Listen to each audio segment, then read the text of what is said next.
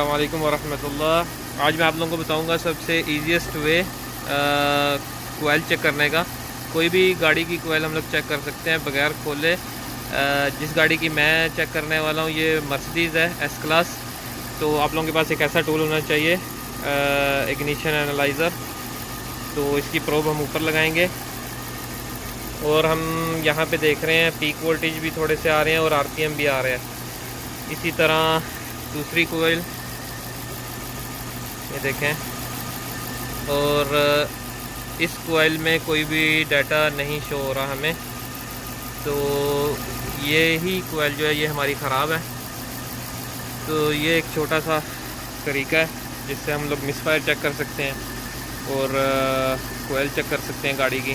कुछ गाड़ियों में कोयल बहुत नीचे लगी होती है, वो उस तक पहुंचना मुश्किल होता है, तो उसके लिए ये टूल सबसे बेहतरीन चीज़ है। इसी के साथ बहुत शुक्रिया, अल्लाह हाफ़िज़।